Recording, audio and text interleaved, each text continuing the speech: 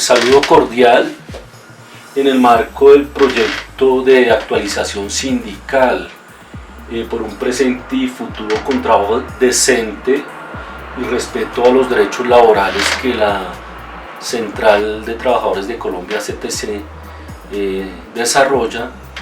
Es importante que hablemos de dos temas que son fundamentales, son centrales para la vida y el bienestar de los trabajadores y las trabajadoras. Uno tiene que ver con la idea de trabajo decente, que cuando menos connota 4 elementos. Un primero tiene que ver con unas condiciones de empleo estables y con salarios justos.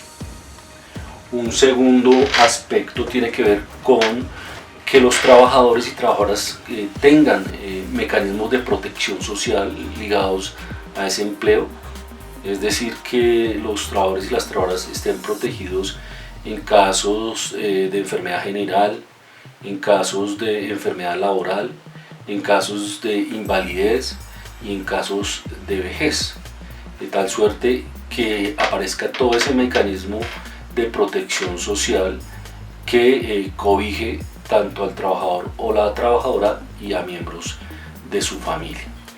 Otro elemento clave es el de la libertad sindical, es decir, el derecho que tienen los trabajadores y las trabajadoras de asociarse y generar sus propias organizaciones de tal suerte que ellas protejan, defiendan el conjunto de sus derechos. Y un cuarto elemento que es el que me interesa subrayar tiene que ver con las condiciones laborales saludables y seguras. Es decir, que considerar un trabajo decente implica que las condiciones en que se labora sean condiciones saludables y seguras, que no enfermen, que no accidenten y que no pongan en peligro la vida de los trabajadores y las trabajadoras. Entonces, esa es una idea clave en este curso que vale la pena entonces apropiar. Cuando menos esos 4 elementos deben estar presentes para reconocer que un trabajo es decente.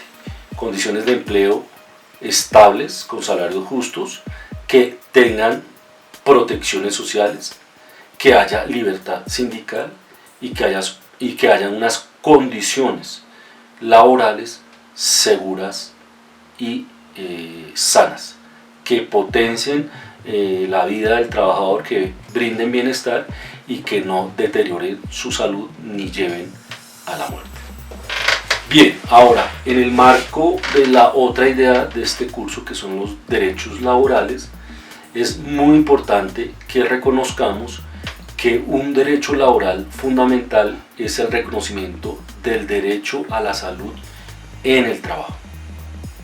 Es decir, el que los trabajadores y las trabajadoras en su labor cotidiana no le ocurra ningún daño a su salud y a su vida, y por lo tanto consideramos eso un derecho sustancial, parte de los derechos laborales.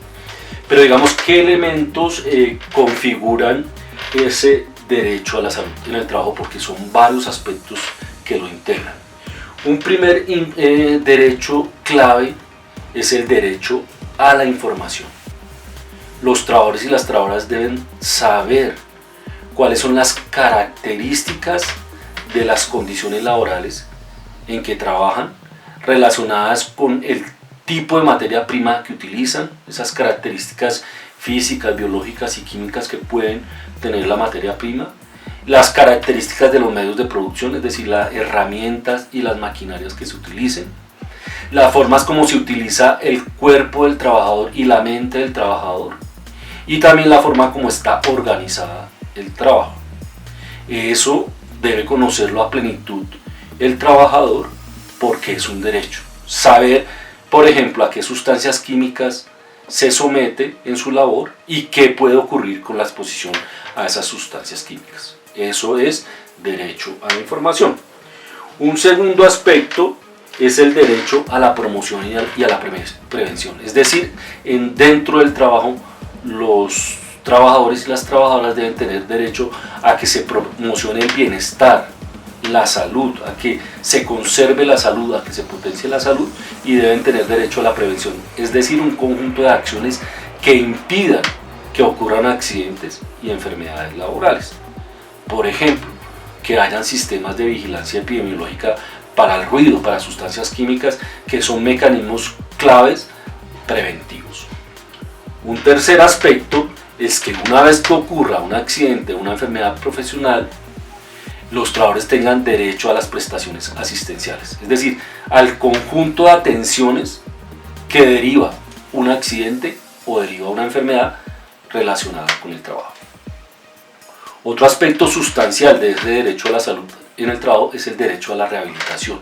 Es decir, una vez que ocurre un accidente o una enfermedad derivada del trabajo y donde el trabajador pierde capacidad laboral, ese trabajador debe tener derecho a ser rehabilitado para recuperar esa capacidad laboral perdida, ¿cierto?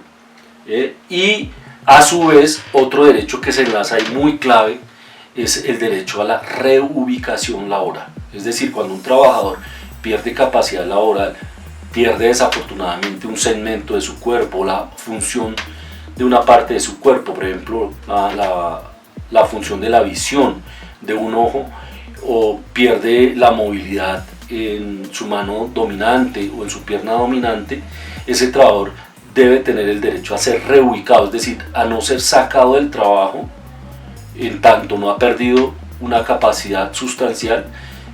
Puede retornar, pero tiene que ser readaptado a otro trabajo que esté acorde con su actual situación. Entonces ese es el derecho a la reubicación.